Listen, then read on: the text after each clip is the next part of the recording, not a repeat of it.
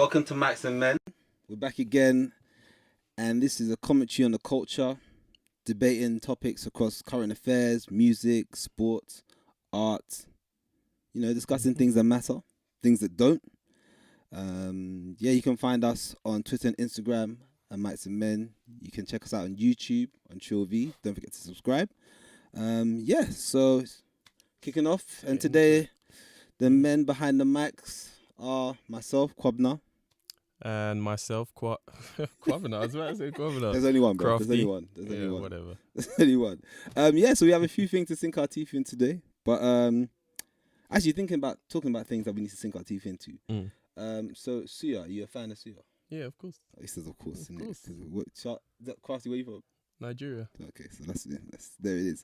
Well, as you know, because you're a proud Nigerian, Nigerian independence is coming up. And if you're looking for somewhere to celebrate it, there's nowhere better than Faji Sundays. So I've been a couple of times. Love Faji Sundays. Where is that? Secret location, exclusive. Secret location. It's true, secret location. You wait for it to drop. But is it a Nigerian spot or Ghanaian? It's a Nigerian event. But you can go there. You can best in Afrobeats. Lot of really, really good African cuisine. So if you want a panzula with your plantain, you want a zonto with your soup, if you want to jam and enjoy the company of lots of like-minded Afrocentric people, then get down there. You can get tickets at fajisundays.com. So that's www.fajisundays.com. That's Faji Sundays. So www. Did you just spell out Sundays as well? Yeah, I did do that because I'm committed to the audience. All right. I don't be like, what did he say? Yeah, it's all good. Could be Sunday with a Z. It's not though. So yeah, get down there, enjoy, drink, jam, be merry. And come and have some fun, man. Faji Sundays, get there. I mean, I've been a couple of times. I love it. Yeah, it's great. Good vibe there. It's cool. So get down there. It'll be cool. So we are. Wait, hold on. That's not every Sunday. It's for the independence. Or? It happens like every month, but this one is a big one for the independence. So if there was ever a time to start going, the time is now.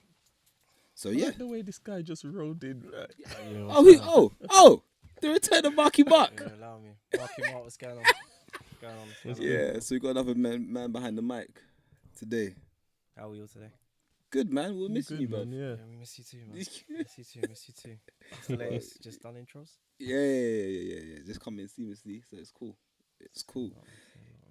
Yeah, now I'm going through the kind of things that we're going to be discussing today. A couple of things that have been in the news cycle this week. Everything from Brexit to cannabis and alcohol to some big sport questions, like for some boxing fans. So, man, let's kick it off. So Sadiq Khan came out this week and said, and basically started saying that, not that he wants another referendum, but what he would like is for the public to vote on basically another referendum. The deal that comes out for Brexit, right? And so we all know that there's some lies that have been told around Brexit. A couple of those, or more than a couple, a few. For example, that the money saved from leaving the EU will be put into the NHS up to 350 mil a week. That doesn't seem to be true.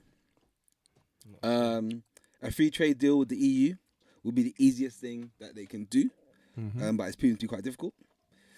2/3 of British jobs in manufacturing are dependent on demand from Europe. Turns out that's not true either. Turkey's going to join the EU and millions of people flock to the UK. It's been a massive concern. It doesn't seem like it's going to come to fruition. Hold on a minute.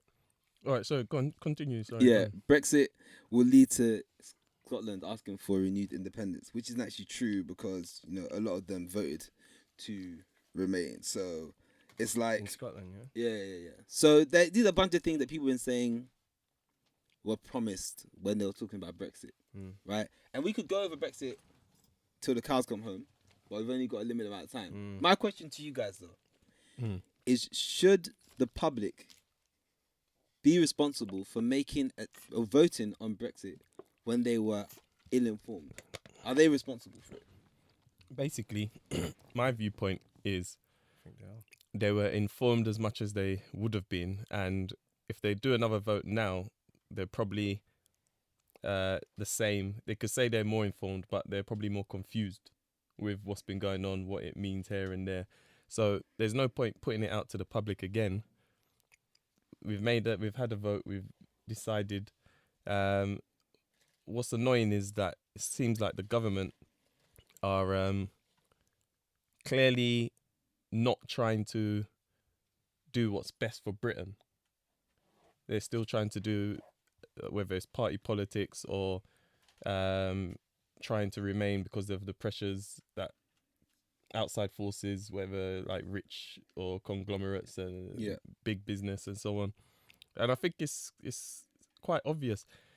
If she came out and said, look, the vote was close, so even though we're leaving, we're still going to be a part of this union in some shape or form to try and meet both sides, that would make sense to me, and I can concede on that because I voted Brexit for my reason. Yeah, whatever.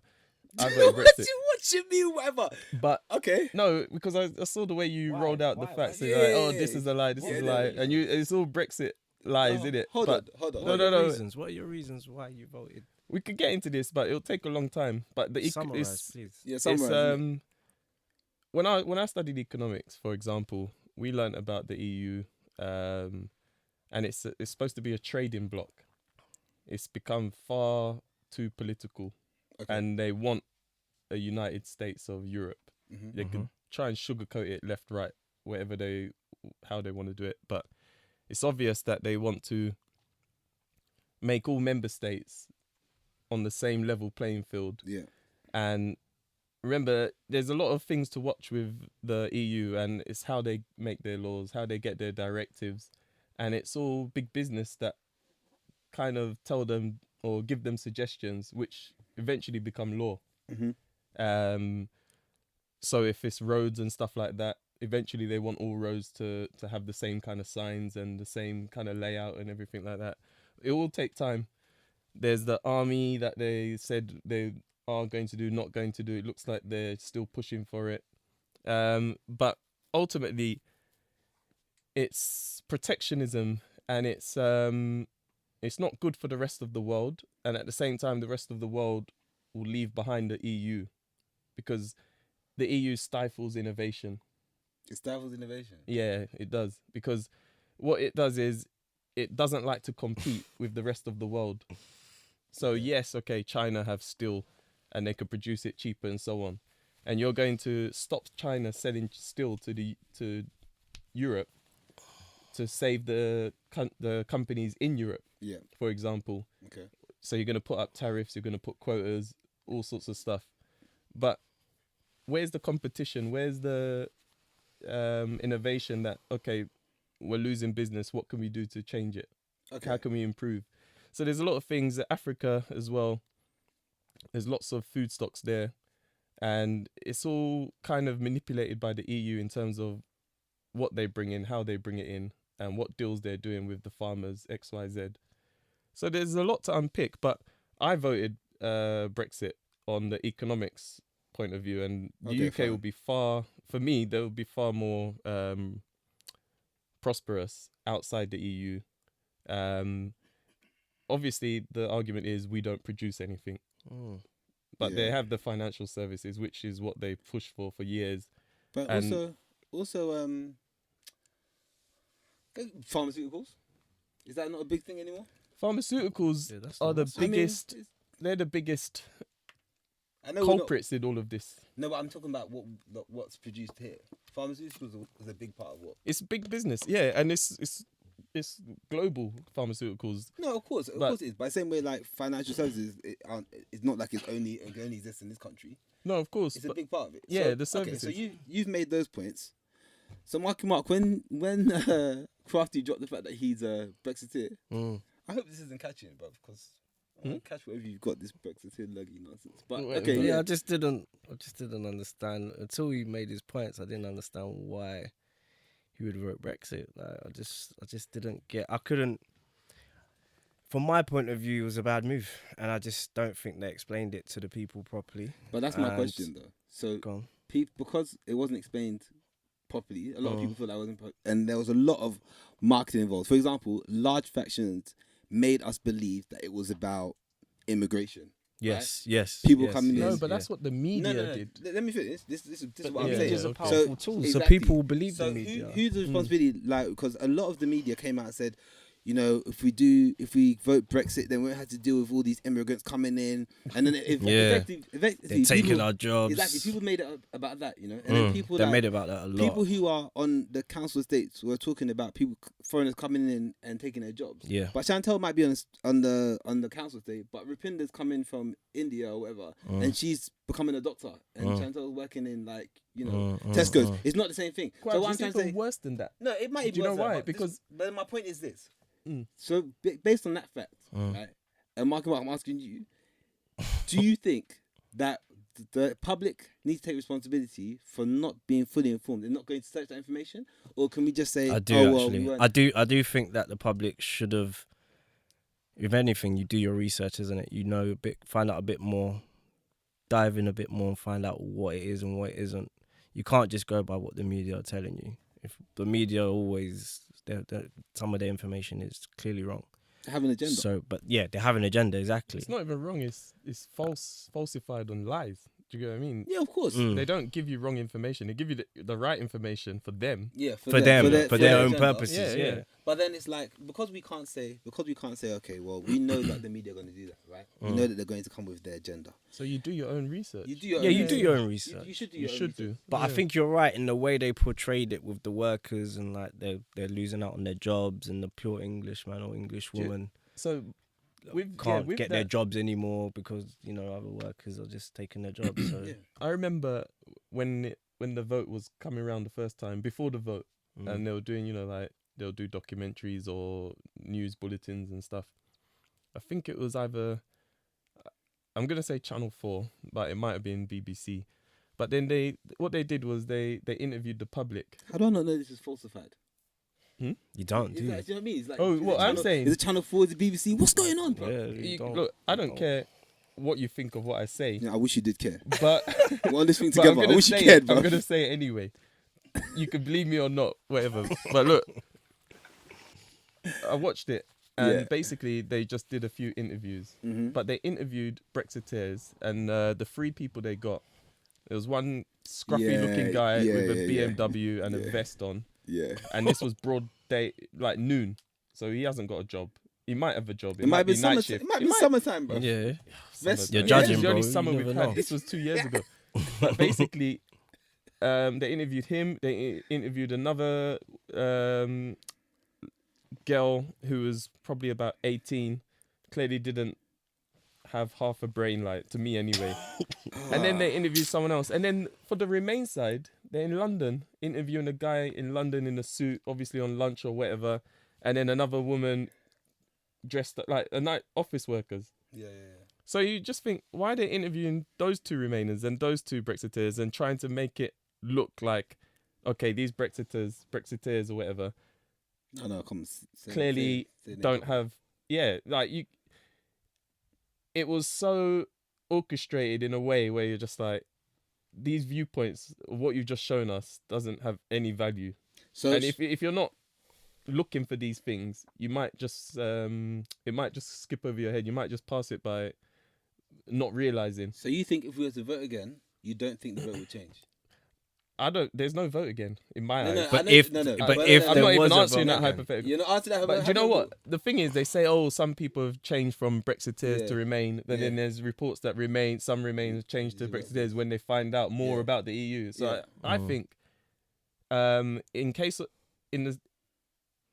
what the government has said, on all of Brexit and stuff, people will probably want to vote Remain now. So you But think the it will more change? research you do on the EU, you might want to vote Brexit.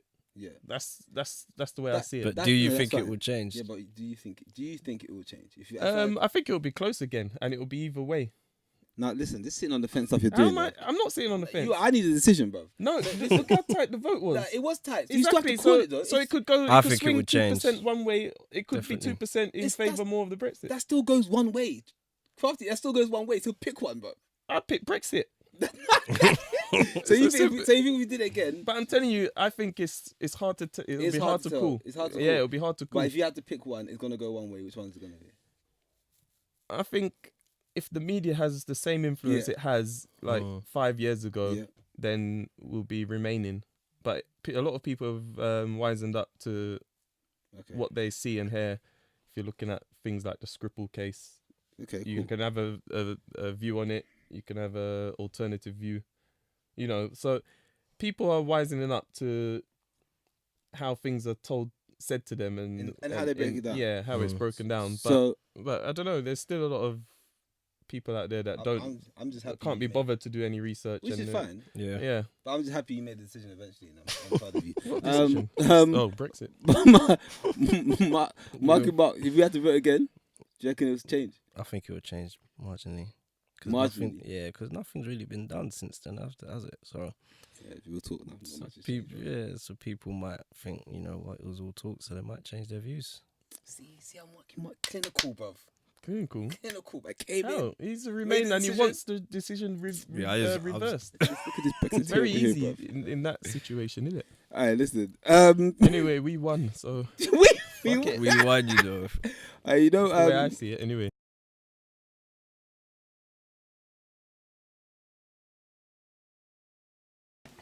Thanks for watching, guys. We appreciate the comments and the views. Follow us on Twitter and Instagram. That's at Mics&Men. Instagram's ambersands. Twitter's and Mics&Men. Yeah. And if you like the video, subscribe at ChillV on YouTube. If you don't like the video, subscribe to ChillV on YouTube. We appreciate you tuning in. And if you're sick of seeing me in a white t-shirt and my iPad, then just find us on SoundCloud. ChillV. Thanks for watching.